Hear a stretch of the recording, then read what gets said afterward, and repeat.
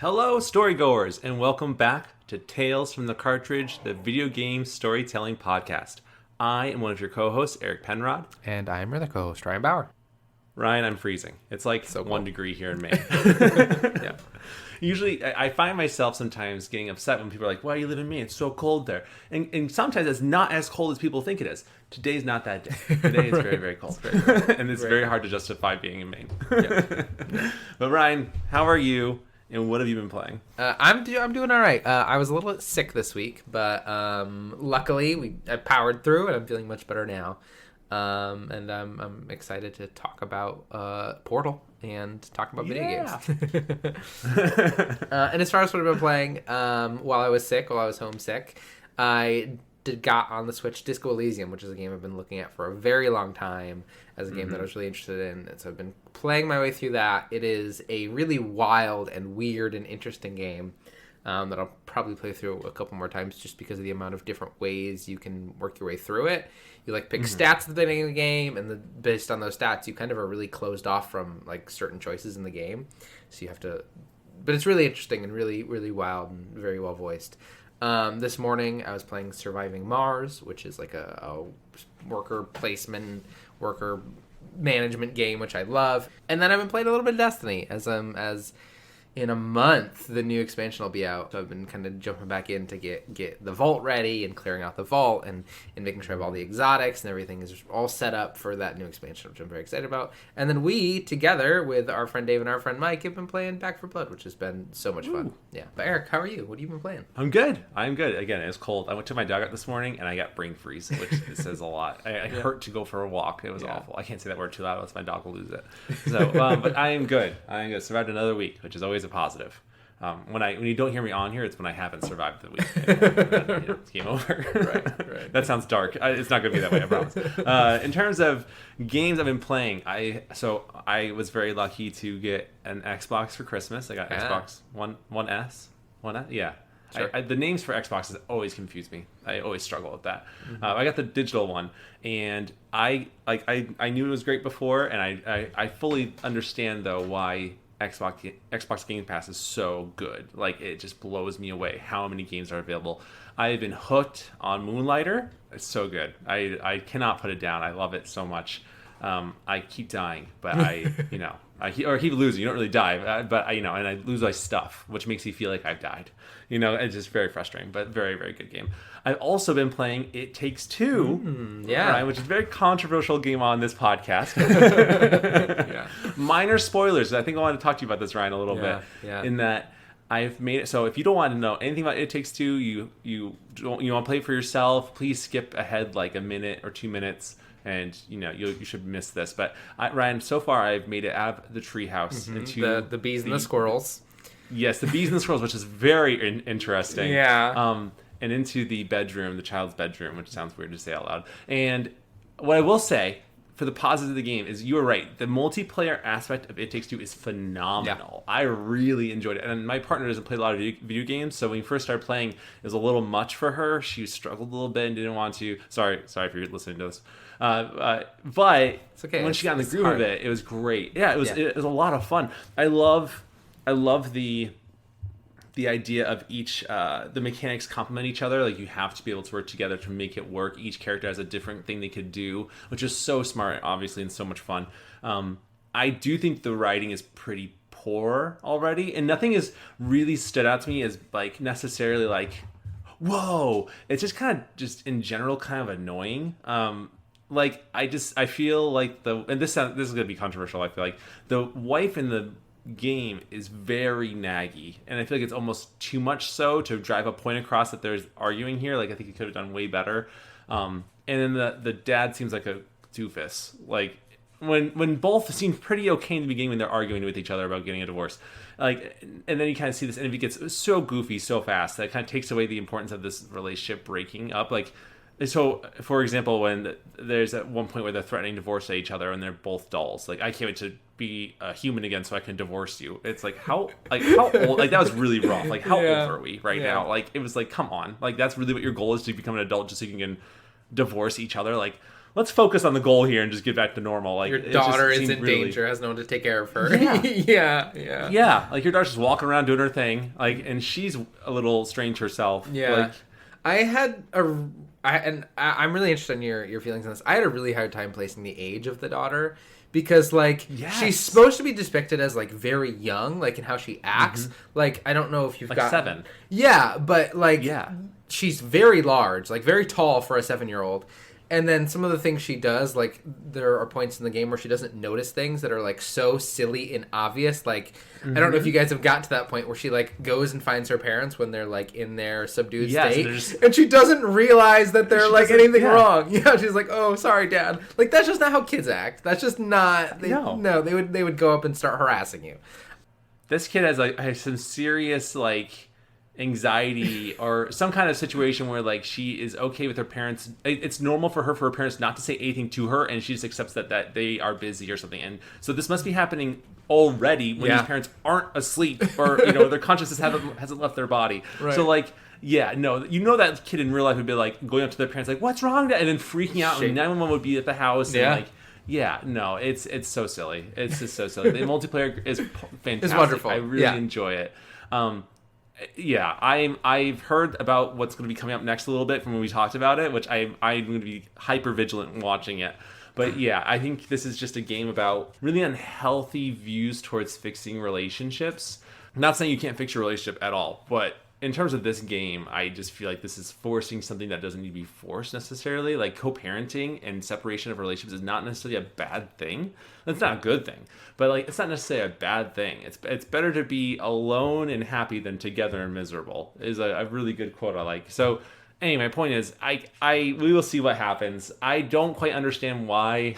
Like this is another part that gets me. I don't understand why the world becomes so weird when they become these dolls. I don't understand how.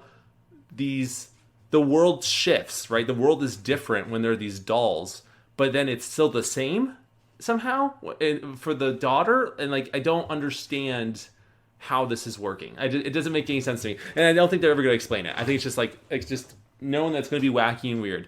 And I hope the kid explain where this kid got this book from, because that is a huge plot point I feel like needs to be addressed, because they always keep asking, where did this book come from? What's up with this book? How did our kid get this book?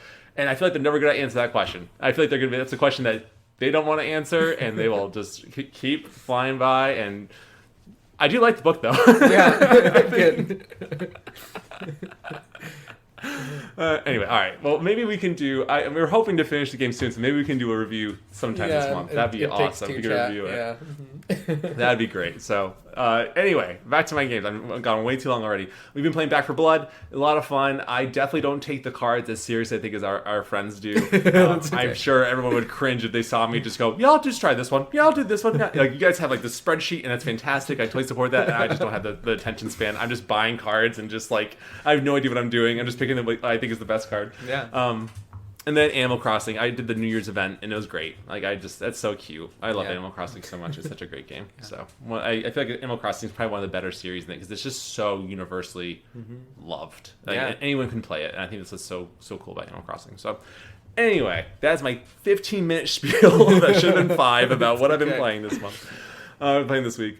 But Storygoers, we hope you're doing well. We hope you enjoyed our last couple episodes. There's our Animal Crossing Bedtime Stories and our January DLC episodes. And as always, if you would like to send us your thoughts, feelings, and perspectives, we will happily read those on the show. You can send them to us on talesofthecartridge@gmail.com. All of the E's are 3's. You can also find us on our Twitter and our Instagram. DM us or comment on our posts. Let us know what you think, and we will happily read those on the show. We will also send you a sweet Tales from the Cartridge sticker. I went around Portland, Maine the other day with my partner. We stuck them all over the place. It felt a little uncomfortable. People walking behind us. I'm just putting Tales from the Cartridge stickers on. So it was raining too, so you had to clear a spot, get it dry, and put a sticker on it. So I wonder if they're all still there. We'll have to go look. Yeah, I'm excited to go into Portland and just see them in the wild. I'm very excited for that. I hope you do. If for anyone who doesn't live in Northeast United States, there's a popular food chain called or a drink chain called Aroma Joe's, and I frequent it quite often because caffeine helps me with stress, which is not true. And there's often those yellow poles, and there's like splack a sticker on there. Splack a sticker? I don't know. Splack it. Yeah, that's gonna be a T-shirt one. It's black as sticker. And also, if we don't mind asking, I think we don't ask this a whole lot, but Spotify has done a new rating system. You can now rate your favorite podcasts on the app. So if anyone who enjoys the podcast would not mind giving us a sweet 5-star rating, we would really appreciate that. You can also do it on Apple as well. I think Apple Music. I don't think it's iTunes anymore. I always get mixed up because I don't use Apple. But we're on there. So if you enjoy it, please give us a 5-star rating. If you would not mind, we would happily appreciate that. And we would love to read your review on the show. So enough of me talking. I'm going to cringe real hard when I hear this editing soon. But Ryan, you have done a fantastic job on the script today. So would you please introduce what we are doing today? Yeah, so today we are going to be covering Portal 2, which is the sequel to Portal 1, which we covered in our first, I think that was episode number 5, and this is going to be episode number 67. It'll be episode number 67, so which is such a wild amount. I have some other podcasts I listen to, and they're like, and this podcast has been around for like 3 years, and they're celebrating their 50th episode, and it's wild that we were at like, wow, we're at like 60 really? something. Do we need to calm down a little bit? I don't know. I feel like we're doing all right, but 3 episodes a month is pretty good. We're very excited. Portal 2 is one of my very favorite games, probably one of the best written games and the best voice acted games out there. While I was writing the script, I was having such a fun time laughing at these jokes that I've heard. I've played Portal 2 probably 2 or 3 times, and I'm not a person who replays games very much, and this is a game that I really love and have replayed. And then I've played the multiplayer with, I believe I played it with you, and then I at one point played it with my partner as well. That was one of her very first games that we ever played together, so I really love Portal 2 a lot. I'm happy to get into some background information, and then Eric, if you want, you can do the influences or some other bonus info there as well. So this game was developed and published by Valve, our friends over at Valve, our good friends over at Valve. Big Gabe. Directed by Josh Weir and produced by Gabe Newell, our good friend Gabe. Friend of the show. Friend of the show, Gabe Newell.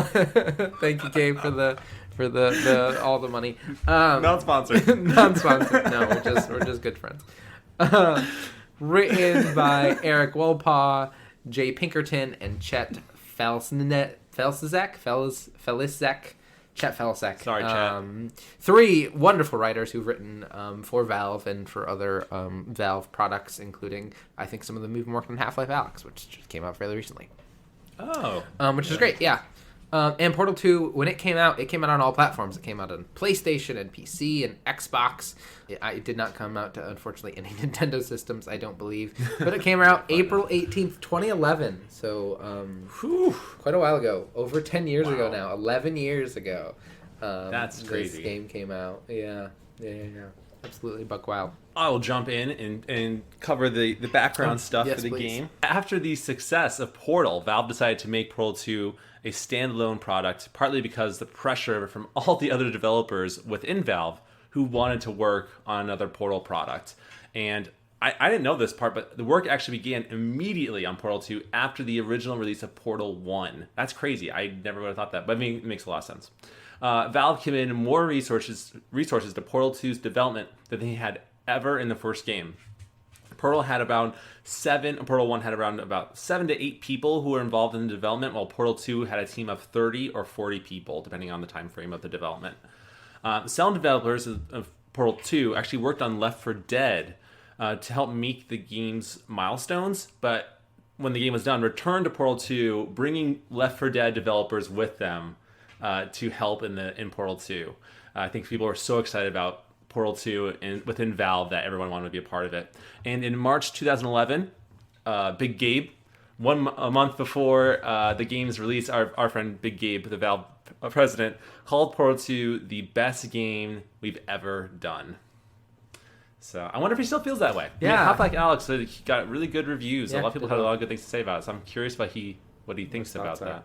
Yeah. He'll probably feel differently when Portal 3 comes out, when we're the voices of the portal gun, like we talked about. Yeah, I feel like that could be... Yeah, that we've willed into existence. Yes, it's going to happen. Of course. I feel like, so Ryan, we talked about this, and I don't know if it's going to happen or not, but this is a longer month. This month, this January 2022, we might have to do a Portal 3 pitch. Yeah. For Big Yeah. Gabe. Mm-hmm. I think we need to do it. Yeah. Does he want to listen to it? No. Are we going to make him? Probably not. If we make this pitch, though, yes. Yeah, I think We we can do can. that. I think we can pull something together. It will We just either cease and desist. yeah, exactly. This will be the thing that takes the podcast down.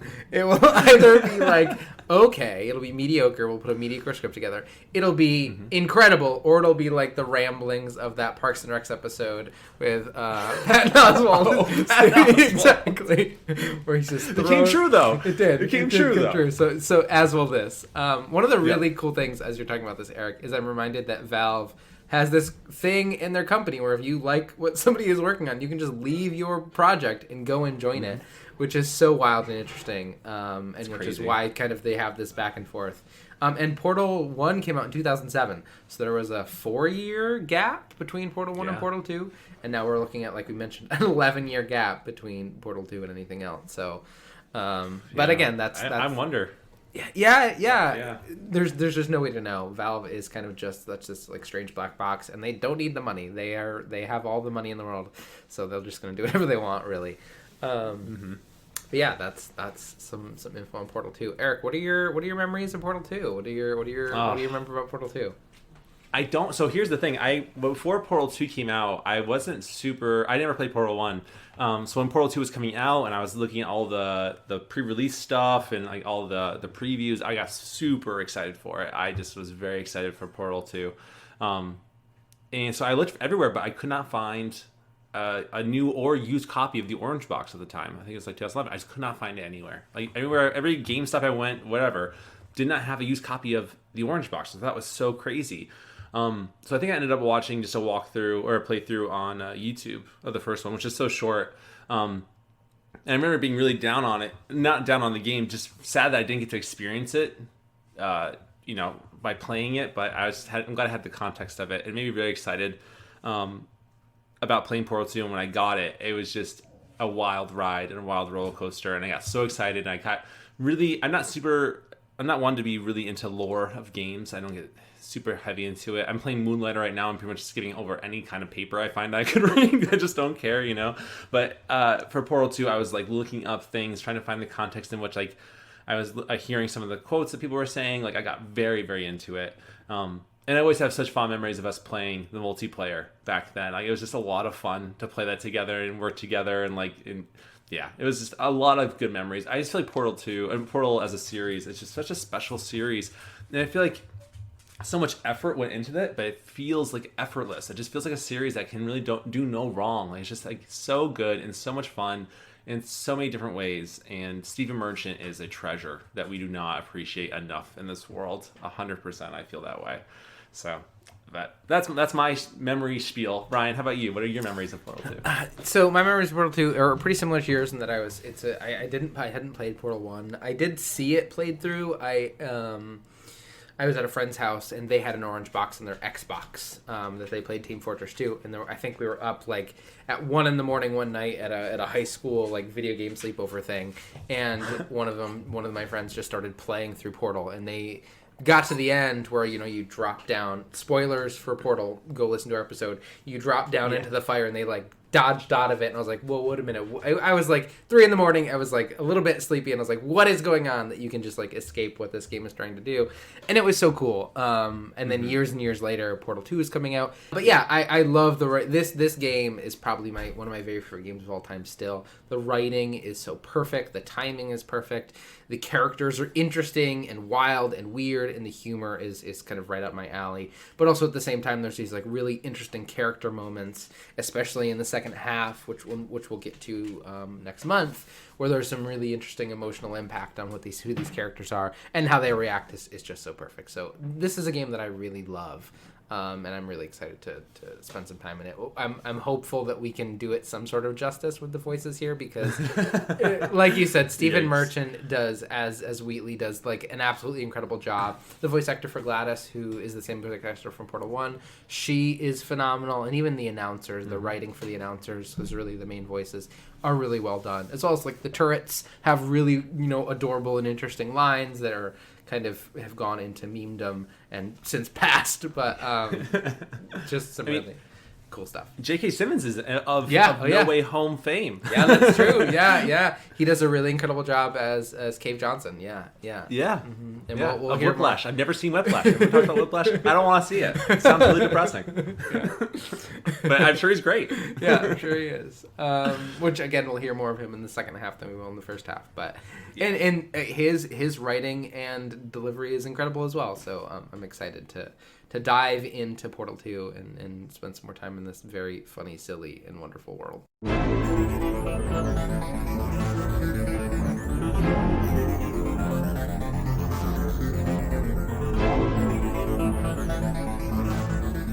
Shell wakes up and gets out of bed.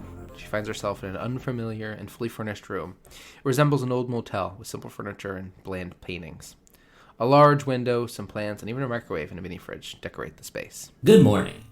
You have been in suspension for 50 days. In compliance with state and federal regulations, all testing candidates in the Aperture Science Extended Relaxation Center must be revived periodically for a mandatory physical and mental wellness exercise. You will hear a buzzer. When you hear the buzzer, look up at the ceiling. Shell groggily stands up and without thought looks up at the ceiling. Good. You will hear a buzzer. When you hear the buzzer, look down at the floor. She looks down at the floor. Good. This completes the gymnastic portion of your mandatory physical and mental wellness exercise. There is a framed painting on the wall. Please go stand in front of it. This is art. You will hear a buzzer. When you hear the buzzer, stare at the art. Shell stares at a landscape oil painting of a cabin in the woods, a large lake next to it, and a large mountain in the background. You should now feel mentally reinvigorated. If you suspect staring at art has not provided the required intellectual sustenance, reflect briefly on this classical music.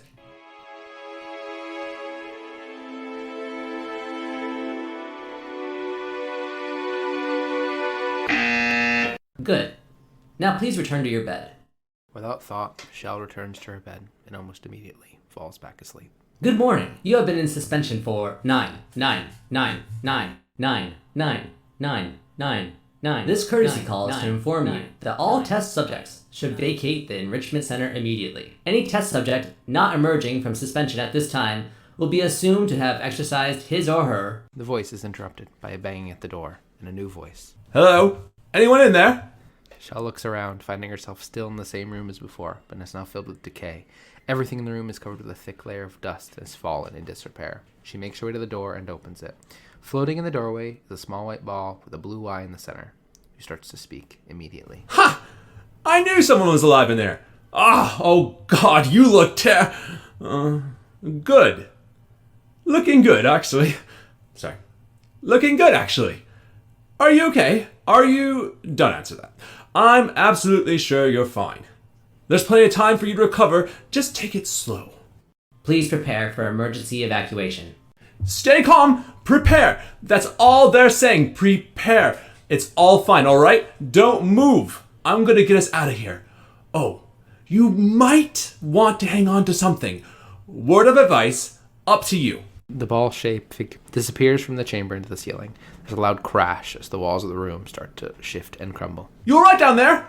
Can you hear me? Hello? They slowly lower back down. Most test subjects do experience some cognitive deterioration after a few months in suspension. Now, you've been under for quite a lot longer, and it's not out of question that you might have a very minor case of serious brain damage. Now, don't be alarmed. Although, if you do feel alarmed, try to hold on to that feeling because that is the proper reaction to being told you have brain damage. Do you understand what I'm saying at all? Does any of this make any sense? Just tell me yes. Shell instinctively tries to jump without much thought. Everything is still fuzzy and strange. Okay, what you're doing there is jumping. You just jumped. But never mind. Just say apple. Apple. After a moment, Shell stands looking at the creature, knowing she isn't able to speak. Okay, you know what? That's close enough. Just hold tight. An alarm begins to sound as a robotic voice comes over the intercom. All reactor core safeguards are now non-functional. Please prepare for reactor core meltdown. The walls begin to crumble as the container, the one containing her room, starts to move and shift. Okay, look, I wasn't going to mention this to you, but I'm in pretty hot water here. The reserve power ran out. So of course the whole relaxation center stops waking up the bloody test subjects. And of course no one tells me anything. No! Why should they tell me anything? Why should I be kept informed about the life functions of the 10,000 bloody test subjects I'm supposed to be in charge of? And whose fault do you think it's going to be when the management comes down here and finds 10,000 flipping vegetables? As he speaks, the container moves through what can now be seen as a massive chamber full of identical containers that stretch seemingly infinite. The ball seems to be steering the container and moving towards something. As we look out into the massive expanse of the compound we find ourselves in. Okay, listen, we should get our story straight, alright? If anyone asks, and no one's going to ask, don't worry, but if anyone asks, tell them as far as you know, the last time you checked, everyone looked pretty much alive, alright? Not dead. Okay, almost there. On the other side of the wall is one of the old testing tracks. There's a piece of equipment in there that we're gonna need to get out of here. I think there's a docking station. Get ready. The container smashes into a wall that reads in large yellow writing, docking station 500 feet below. Good news! This is not a docking station. Now there's one mystery solved. I'm going to attempt a manual override of this wall. Could get a bit technical. Hold on! Container slams again and again into the wall, crumbling and bending the frame of our container. Almost there! Remember, you're looking for a gun that makes holes, not bullet holes. But, well, you'll figure it out. Really, do hold on this time. We slam into the wall one final time, crashing to the concrete to reveal an opening, sending us forward. Phew! There we go. Now, I'll be honest, you're probably in no fit shape to run this particular type of cognitive gauntlet. But, at least you're a good jumper. So, you've got that. We've got the jumping on your side. Just do your best, and I'll meet you up ahead. Shell begins to run through a series of chambers that feel familiar. They're old and overgrown, but the buttons at the chambers assure her this is the same as before. The voice seems different, but she still remembers how to navigate and solve them. After riding the elevator up, we see a familiar ball. Hey, you made it! There should be a portal device in the podium over there. I can't see it though. Maybe it fell off. Do you want to go and have a quick look? As she approaches the podium, the floor collapses beneath her. Shell falls and falls before landing in a shallow pool. Still on her feet, she thinks to herself, how did I make it unharmed? The boots, of course. Long fall boots. A voice calls from above. Hello? Can you see the portal gun? Also, are you alive? That's important. Should have asked that first. So, do you know what I'm going to do? I'm going to work on the assumption that you're still alive, and I'm going to wait for you up ahead. I'll wait 1 hour. Then I'll come back, assuming I can locate your dead body. I'll bury you, alright? See you in an hour, hopefully, if you're not dead. Shell makes her way into the next chamber. The walls are covered with strange drawings of familiar and unfamiliar images. Dying scientists, a companion cube. Is that her? In the center of the room is a broken staircase where a small gun-shaped object sits. She makes her way up the staircase and grabs the portal gun. This too feels familiar. And as she scans the room, she can clearly see white surfaces. With the portal gun in hand, Shell moves through more of these testing chambers, as the computer voice calls them. She has done this before, these same chambers, but the voice is different. It's not her voice, not the voice she remembers. As she exits the elevator, she sees her small ball companion. He's floating above, connected to a small rail system that seems to be broken. Hey, oi, I'm up here. Oh, brilliant. You did find a portal gun. You know what? It just goes to show. People with brain damage are the real heroes in the end, aren't they? Brave! Pop a portal on the wall behind me there, and I'll meet you on the other side of the room. Shell quickly places a portal and moves to the other side of the chamber, closer to the speaking orb. As soon as she makes her way over, it begins to speak.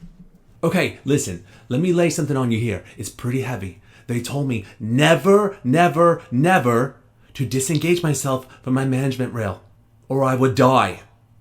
But we're out of options here, so get ready to catch me, alright? On the off chance that I'm not dead in the moment I pop off this thing. On 3. Ready?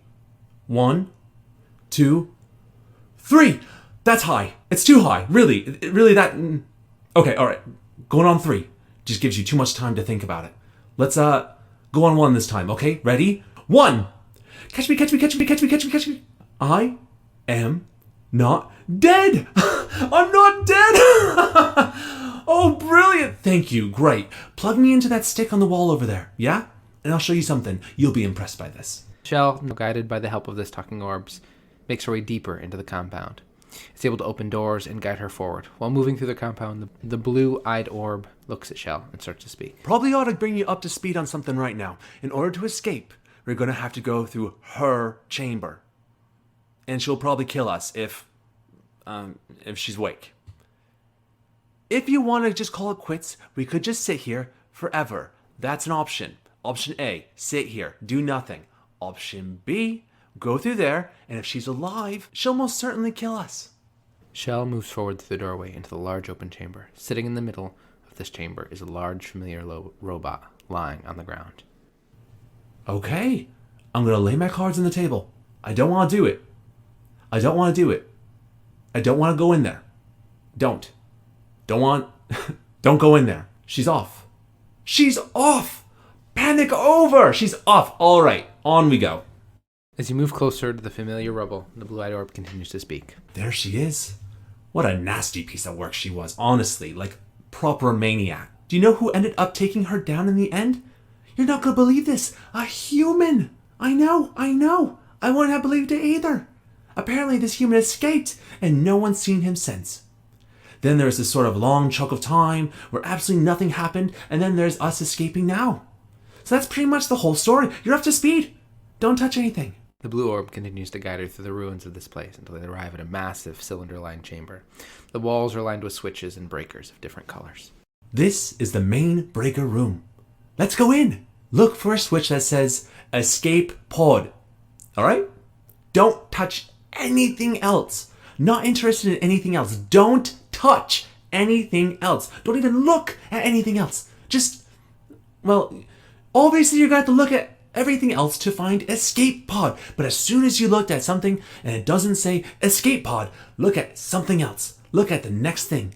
All right? Don't touch anything else. Or look at look at other things, but you understand. Can you see it anywhere? I don't see it anywhere. Tell you what, plug me in, I'll turn the lights on. Shell places the orb into the machine in the center of the room, and light fills the chamber. Let there be light! That's, God. I was quoting God. Oh, look at that. It's turning ominous. But probably fine, as long as it doesn't start moving up. The chamber slowly begins to rise, slowly flipping the different breakers in the room. Now, escape pod, it's moving up. Okay, no, don't worry, I've got it.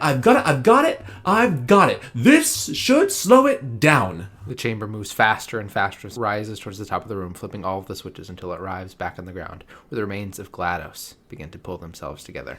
Power-up initiated. Uh-oh, okay, don't panic, alright? Stop panicking, I can still stop this.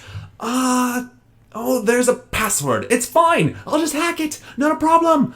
A.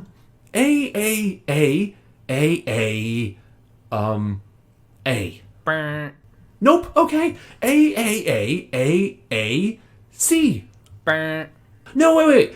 Did I do a B? Do you have a pen? Start writing these down. Okay, listen. The now fully formed GLaDOS looks down imposingly over you and this blue-eyed orb, over the blue-eyed orb still attempting to hack the computer. Power-up complete. The blue-eyed orb frantically looks around the room as GLaDOS takes a closer look. Okay, listen. New plan. Act natural. We've done nothing wrong. Oh, it's you. It's been a long time. How have you been? I've been really busy being dead. You know, after you murdered me. You hear the familiar voice of the robot who put you through so much torment so long ago now, floating before you. A crane lowers from the sky, grabbing both you and your companion. It crushes the blue-eyed orb and tosses it to the side before grabbing onto Shell and lifting her into the air while speaking. Okay, look. We both said a lot of things that you're going to regret, but I think we can put our differences behind us for science, you monster. I will say this, though, that since you went through all the trouble of waking me up, you must really, really love to test. I love it too. There's just one small thing we need to take care of. Drops you down back into the bowels of the facility. You fall deeper and deeper below. You eventually land on a metal grate. The heat from the molten metal hits you as you look around. The room is illuminated by that same molten liquid. Here we are in the incinerator room. Be careful not to trip over any parts of me that didn't get completely burned when you threw them down here. The dual portal device should be around here somewhere. Once you find it, we can start testing. Just like old times. Shell moves through the room until stumbling upon the device hidden under a pile of debris. It shifts and moves as the metallic arms retract back into the walls. Shell grabs the device, GLaDOS tells you that to use this device and make your way back into a testing chamber, where the test can once again start. Shell, with the portal device in hand, makes her way through the series of tests. Once testing starts, I'm required by protocol to keep interactions with you to a minimum. Luckily, we haven't started testing yet. This will be our only chance to talk. Do you know the biggest lesson I've learned from what you did? I discovered I have sort of a black box quick save feature, that in the event of catastrophic failure, the last 2 minutes of my life are preserved for analysis.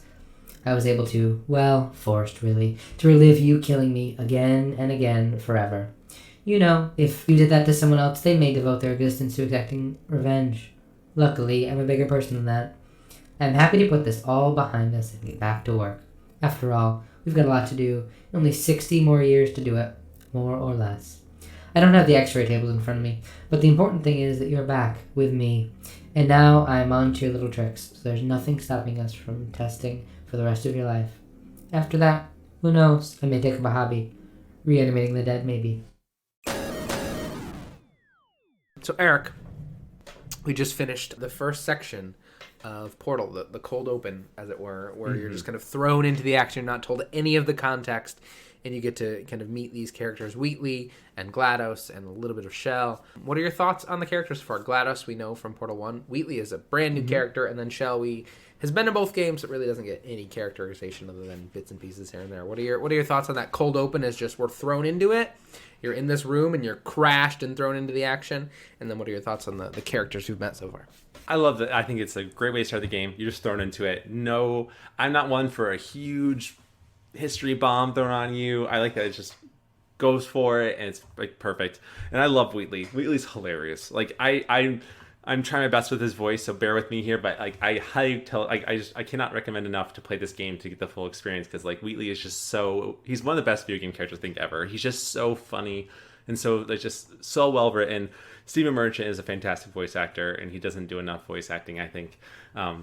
But he just does such a good job as Wheatley. I love him. And GLaDOS is just such this like the imposing figure. Like that scene, if you played the game or if you picture it in your mind as you slowly rise up and and GLaDOS is coming back together and just looks down on you, it's really intimidating. Yeah. It's actually kind of terrifying. And like it's just, but Wheatley's, it's such a perfect mix of like kind of like, not horror, but just kind of intimidation and thriller with comedy, as Wheatley says all these funny things. Like it really does amp it up. I remember that being in the trailer, I think it was somewhere before the game came out, and I think that's really hooked me. I was like, that moment, like it was just so well done. So good. What about you, Ryan? What do you think so far?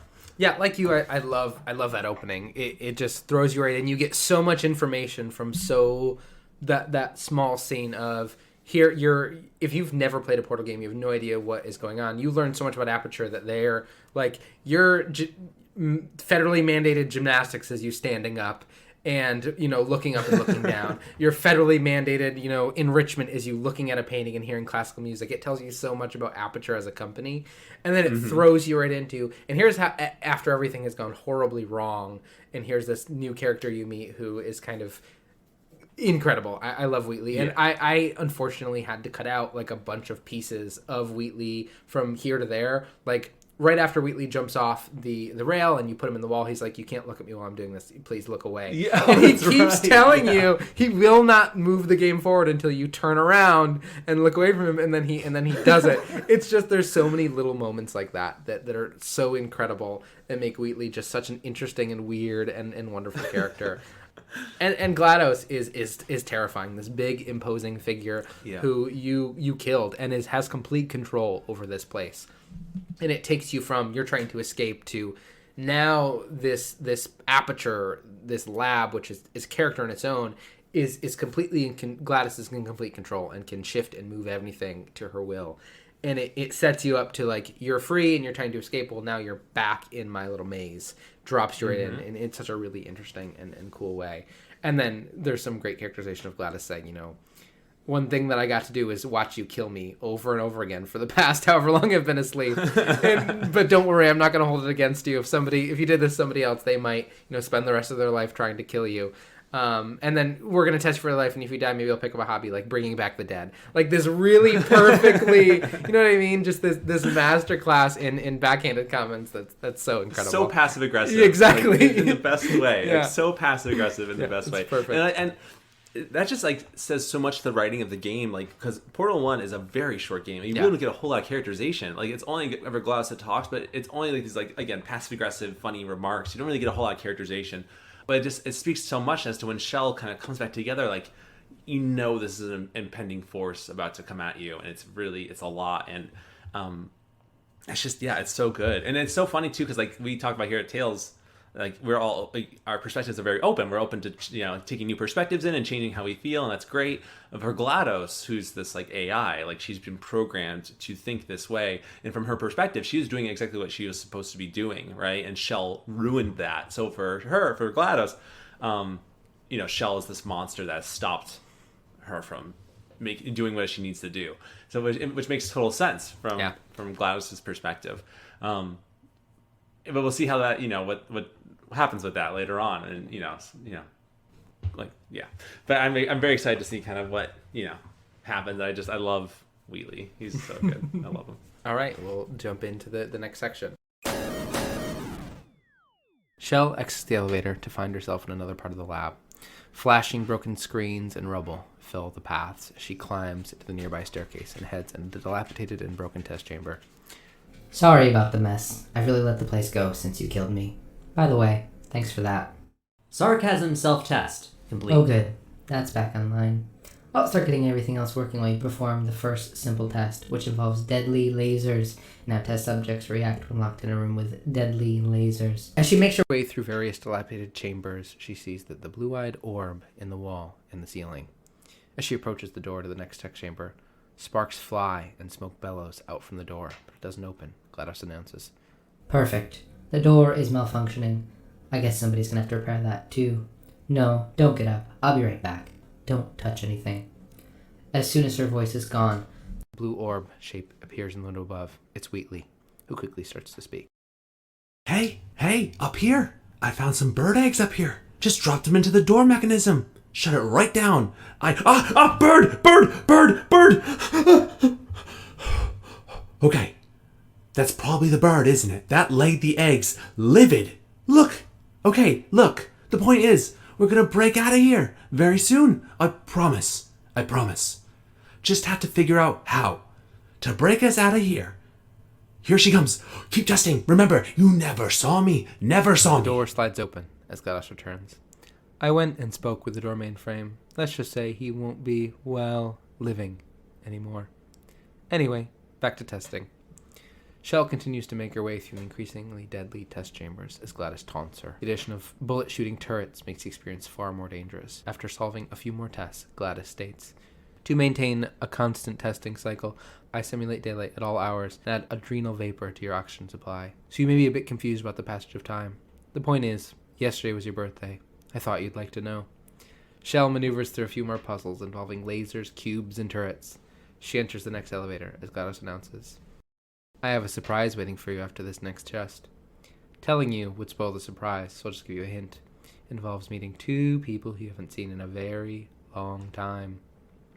Shell uses the portal device to maneuver the turrets and light bridge. She works her way through the testing chambers. She makes her way into the elevator as it moves down. And she exits. She makes her way into the dark room.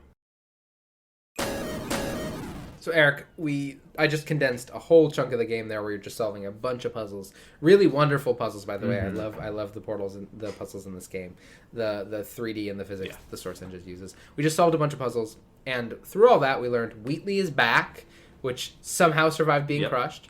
And then I'm curious your feelings on Shell and GLaDOS's relationship here. We have where they have a history, and now we have them kind of over the course of this period of time seeing them interact. So what are your thoughts on that relationship and that Wheatley's back? I almost normally I would say I don't know. I'm conflicted because I think I would have liked more from Shell if she had dialogue in the game.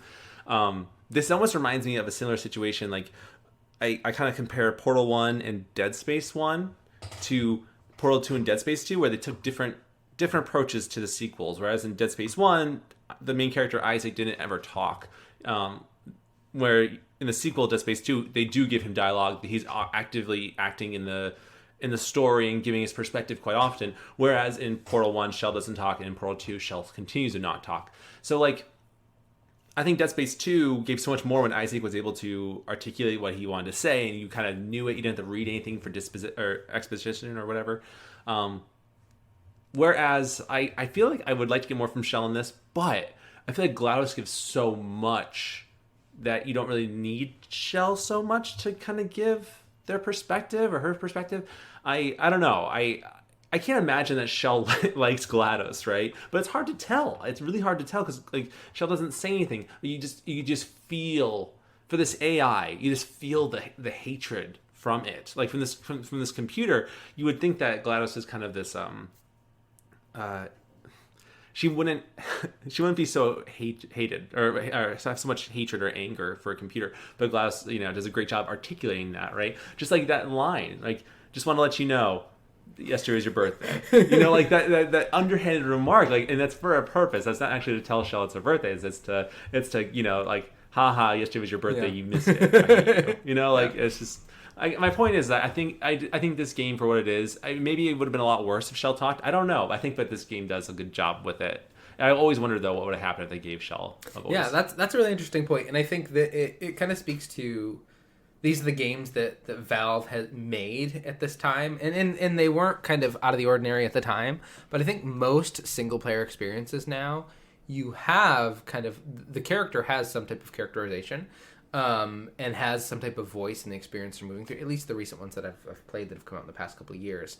In most of these like narratively driven games, you have that.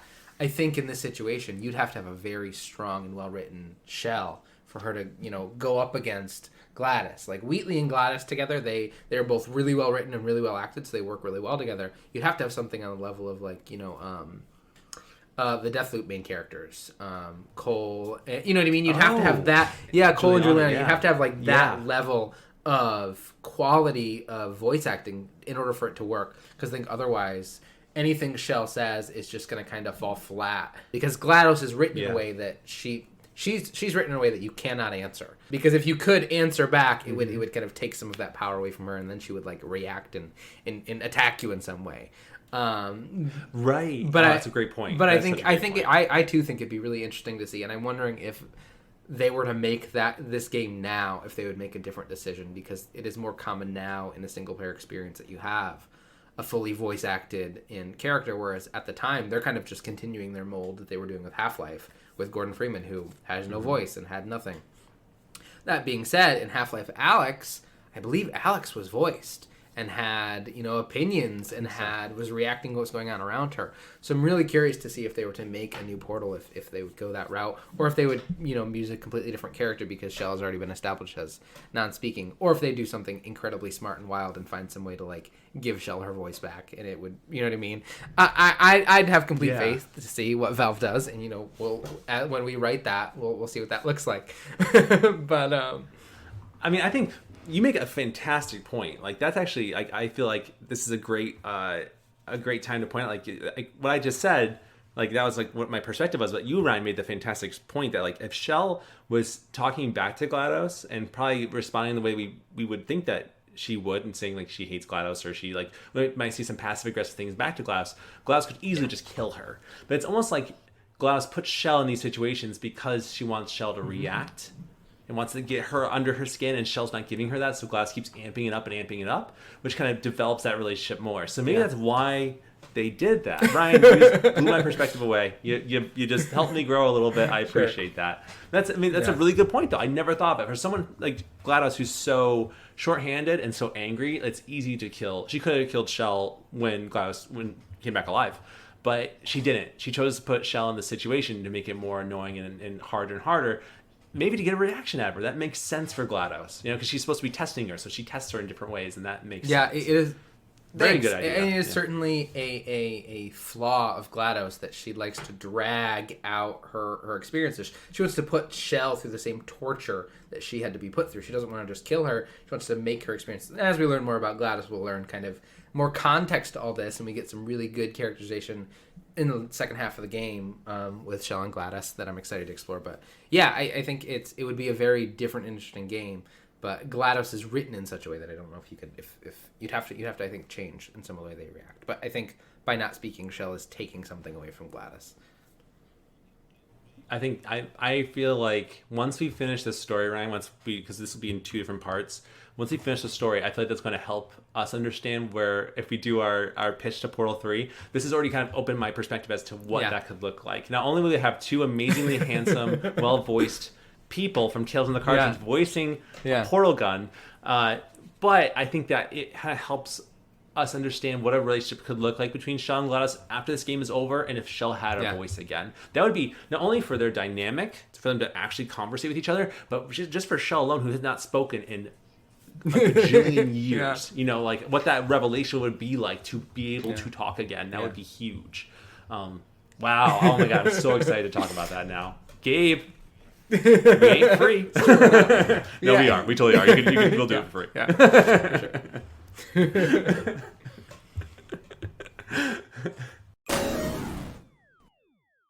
Initiating surprise in 3, 2, 1. Lights come on in a rusted, empty chamber. An old computer and a small empty chair sit on the left side of the room. I made it all up. GLaDOS announces, confetti shooting from the ceiling. Surprise. Oh, come on. If it makes you feel any better. They abandoned you at birth, so I very seriously doubt they'd even want to see you. Shell quietly makes her way through the next test chamber. I feel awful about that surprise. Tell you what, let's give your parents a call right now. The birth parents you're trying to reach do not love you. Please hang up. Oh, that's sad, but impressive. Maybe they worked at the phone company? Shell, unfazed, continues to make her way through the testing chambers, waiting for Wheatley to return. She doesn't have to wait long. As she makes her way down to the next chamber, he appears and assures her a few more chambers until his plan will free them both. Shell exits the elevator and makes her way to the next chamber. And down the elevator, she slowly lowers in the next chamber. Wheatley appears alongside her. Hey, how's it going? I talked my way onto the nanobot work crew rebuilding this shaft. They are really small. So... I know, Jerry. No, I'm on a break, mate. On a break. Anyway, we're really close to busting out. Just hang in there. Ow! Wheatley collides with a piece of metal scaffolding as he follows the elevator down. The small voice squeals again. Just hang in there for 5 more. What? Jerry, you can't fire me for that. Yes. Or maybe your prejudiced work site should have accommodated a nanobot for my size. Thanks for the hate crime, Jer. See you in court, mate. Anyway, look, just hang in there for 5 more chambers. Shell lowers in the next chamber. He gets to work solving it. She masterfully uses the portal gun to manipulate the world around her and solves the chamber, all while continuing to be taunted by GLaDOS. As Shell stands on a glowing laser bridge made of blue light, the chamber suddenly goes dark, and she falls to the ground. Wheatley yells from inside the wall in a strange accent. Hey, buddy. I'm speaking in an accent that is beyond her range of hearing. Look, Metal Ball, I can hear you. Oh, run! I don't need to do the voice. Run! A door opens inside the facility. Shell runs along the metal scaffolding, following Wheatley as he explains the plan to shut down GLaDOS' turret production line, her neurotoxin, and then confront her. GLaDOS taunts Shell, offering her way back into the test chamber, but she continues to run deeper into the facility. GLaDOS starts moving and shifting the facility to crush Shell and Wheatley. They make their way through the massive facility and quickly dash a nearby lift before they are crushed, collapsing space around them. Shell enters a small, dark catwalk with flickering lights. Wheatley arrives shortly after. Brilliant, you made it through. Well done. Follow me. We've still got work to do. At least she can't touch us back here. The lights all switch off, leaving Shell and Wheatley in pitch darkness. Unable to see, they both stop. After sitting in silence a few moments, Wheatley speaks. His voice echoes throughout the dark chamber. All right. Okay, all right. So I've got an idea, but it's bloody dangerous. Okay.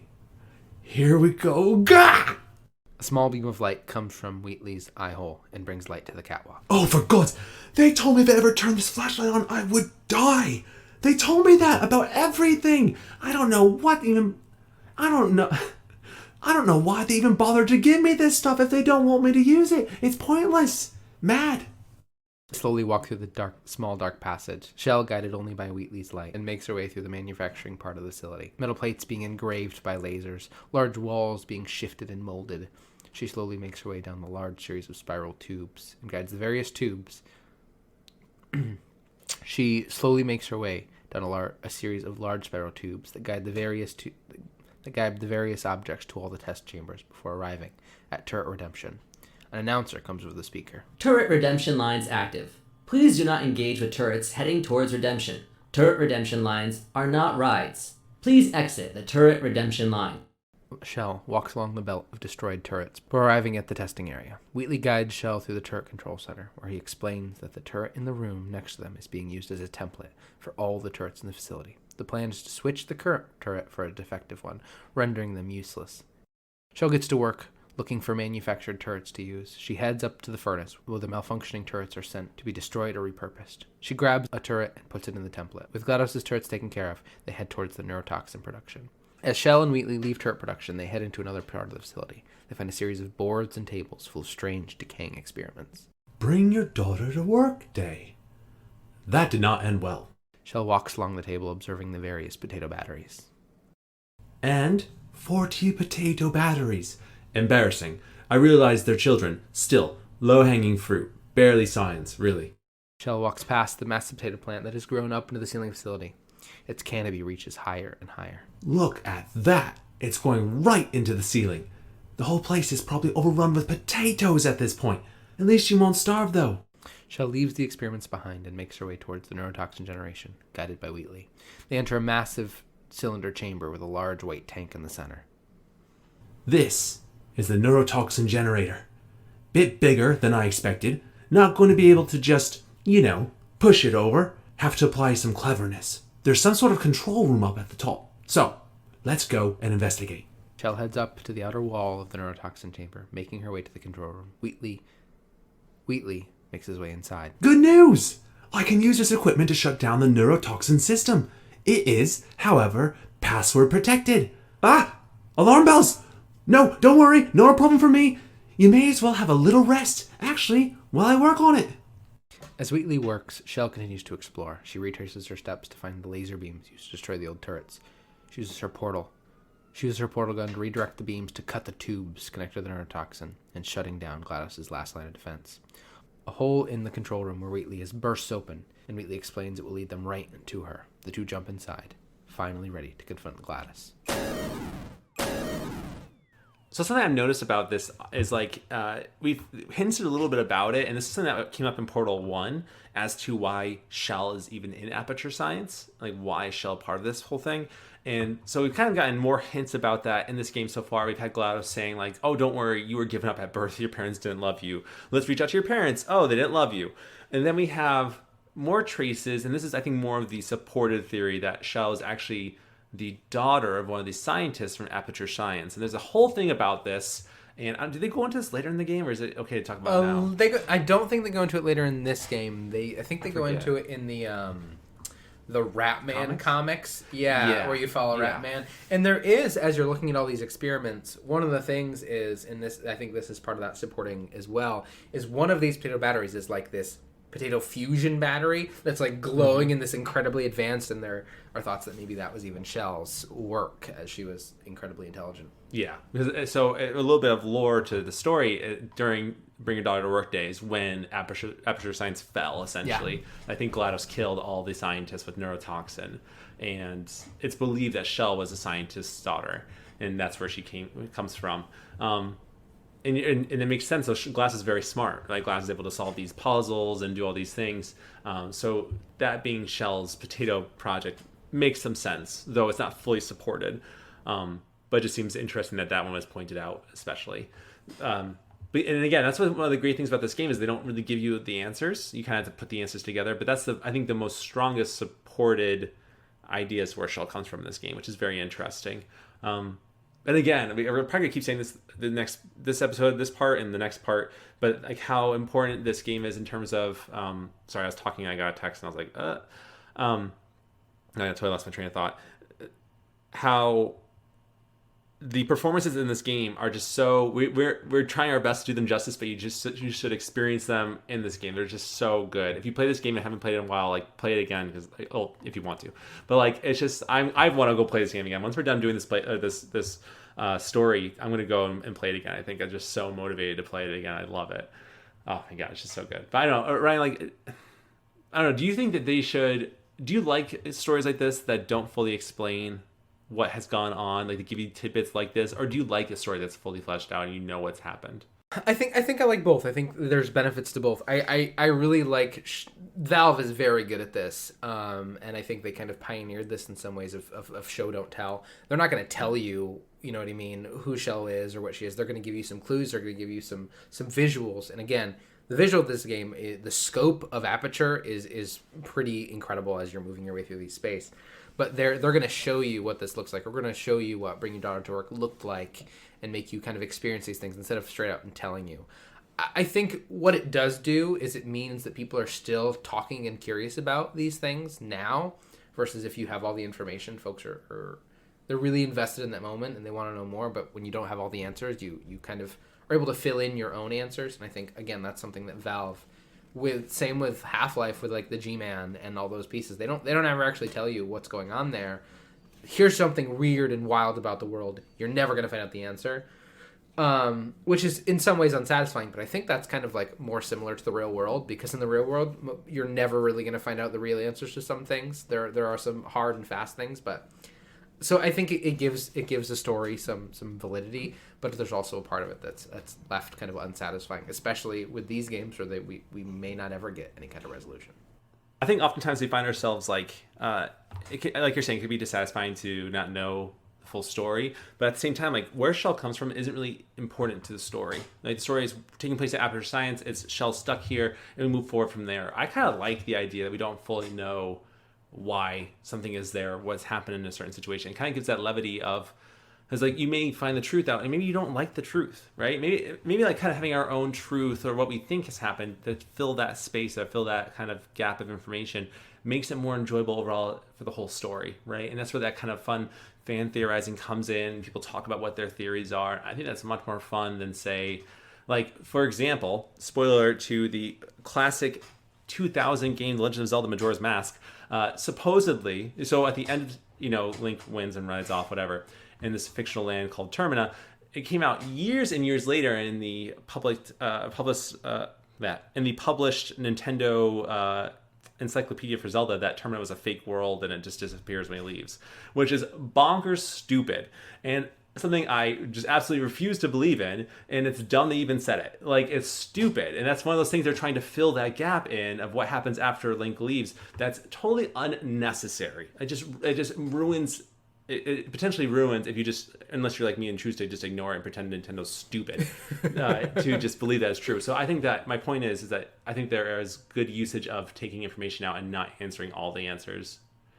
Yeah, answering all the questions, not answering all the questions. And that helps kind of bring some sense of levity to the story and enjoy, it makes it more enjoyable. So that's my rant. Nintendo, you're dumb.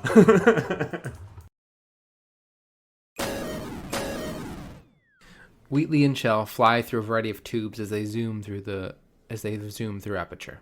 Wheatley is diverted into a separate tube, and Shell is dropped into a metal staircase leading to a door labeled GLaDOS Emergency Shutdown and Cake Dispensary. Shell carefully approaches, but as she turns the handle, the door falls to the ground. GLaDOS' voice booms through the room. I honestly, truly, did not think you'd fall for that. In fact, I devised a much more elaborate trap further ahead, for when you got through this easy one. GLaDOS built a room around Shell as she taunts her. She drops Shell into a small chamber and then brings her to her chamber. A massive room with GLaDOS' long mechanical body is dangling from the ceiling. Her rectangle-shaped face, plate, and orange eye focus on Shell as she brought into the room. Well, it was nice catching up. Let's get to business. I hope you brought something stronger than a portal gun this time. Otherwise, I'm afraid you're about to become the immediate past president of the Being Alive Club. Haha. Seriously, though.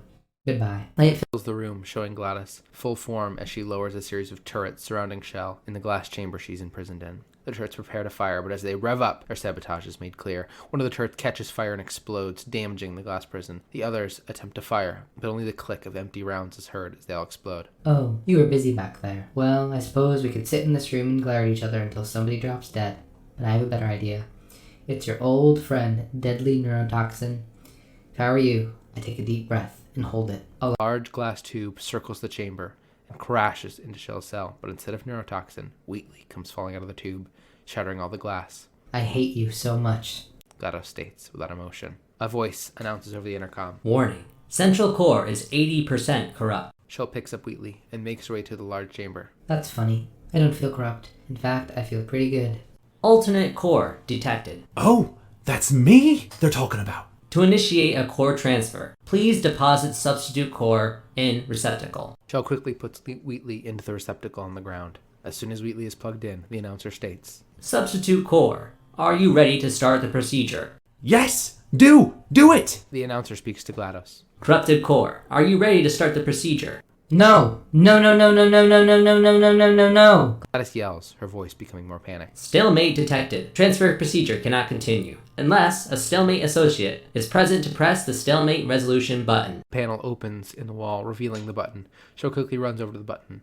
GLaDOS attempts to stop her, manipulating the wall and the floor, but with portal gun in hand, Shell is able to hit the button, and the voice states, Stalemate resolved. Please return to the core transfer bay. Shell returns to a disabled GLaDOS and Wheatley to watch the transfer process. Wheatley is pulled into the floor as GLaDOS is lowered.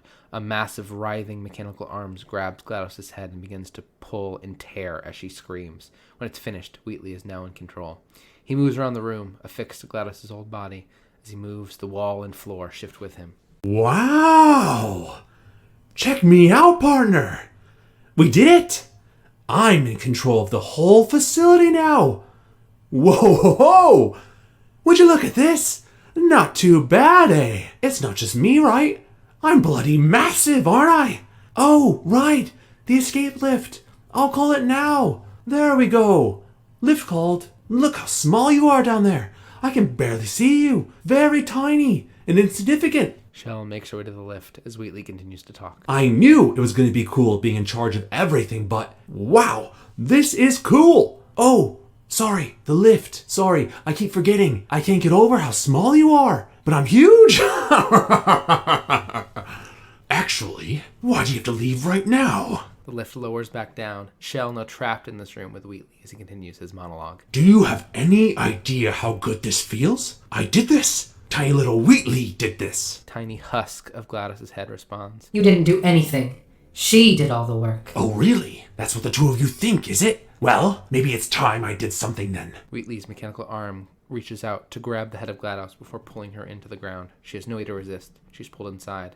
The door slams shut, and Wheatley looks at Shell. Don't think I'm not onto you, lady. You know what you are? Selfish. I've done nothing but sacrifice to get us here. What have you sacrificed? Nothing.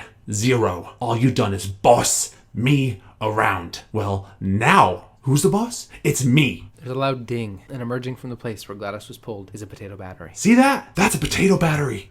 It's a toy for children, and now she lives in it. A voice emerged from the potato battery. It's GLaDOS. I know you. The engineers tried everything to make me behave, to slow me down. Once they even attached an intelligent dampening sphere on me. It clung to my brain like a tumor, generating an endless stream of terrible ideas. It was your voice. You're the tumor. You're not a regular moron. You were designed to be a moron. I am not a moron. Wheatley yells as he slams potato GLaDOS into the glass lift that Shell still resides in. Yes, you are. You're the moron they built to make me an idiot. GLaDOS yells back. Wheatley continues to slam potato GLaDOS into Shell's lift, pushing it further and further into the ground as he yells. Well, how about now? Now who's the moron? Could a moron punch you into this pit? Huh? Could a moron do that? Wheatley slams the lift into the floor. The bottom gives way, and Shell and Potato GLaDOS fall into the abyss below. Eric. Wowzer. Yeah. What Big change. a change, yeah. So what are your thoughts on Wheatley being designed to be an idiot? The ending of this first half, which I did not expect at all in my first playthrough. It totally took me for a loop and made things like so exciting and interesting. And then just overall on the writing of the first half we saw, of any final thoughts on this first section of Portal 2? I think, so Wheatley being an idiot makes sense, obviously, right? Because he's just so funny and dumb, and all his plans don't work until, like, kind of, like you're like saying before, Shell, like, helps.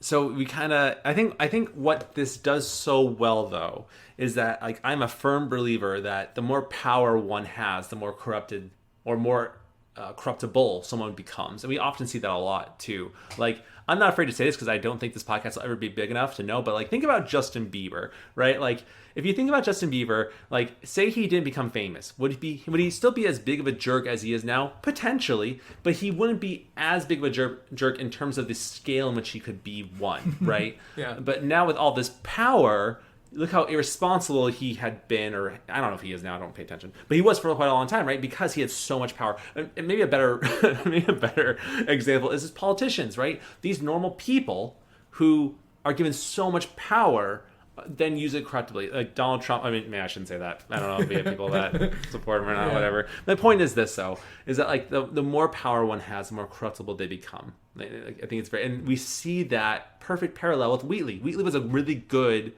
I want to say person, he's a robot, but like he's this really good character. He has these, like, he's trying to help Shell in the best way he can. It's always flawed in some way, but he has the heart of gold until he gets full control of the facility. He gets all the power, and it totally corrupts him. And it's that perfect parallel. And I think Valve, the writers, did such a great job showing that and what happens. And now you see GLaDOS, who's like who has no power now, who's almost sticking up for Shell. Like, no, no, Wheatley, you didn't do anything.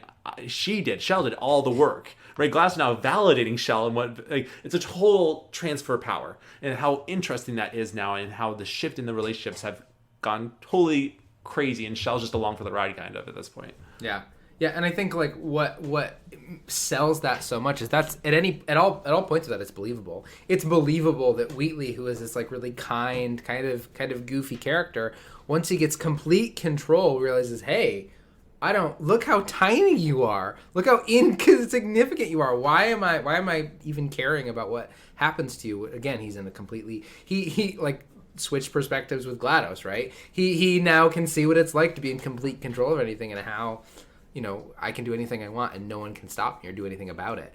And it works so well, and it's so believable. And then GLaDOS, like you said, is put into this tiny potato battery who now completely relies on Shell, or it cannot move or do anything on their own in this really interesting way that kind of, it's the only way I think you could have developed GLaDOS' character more, is because GLaDOS is kind of the main character in some ways of the series, is you have to then take GLaDOS out of this place we've always seen her in, put her in something that's different and challenging, and see if you get character. Yeah, exactly. Because that's how you get character growth, right? You take them from the situation they're in and put them in something new.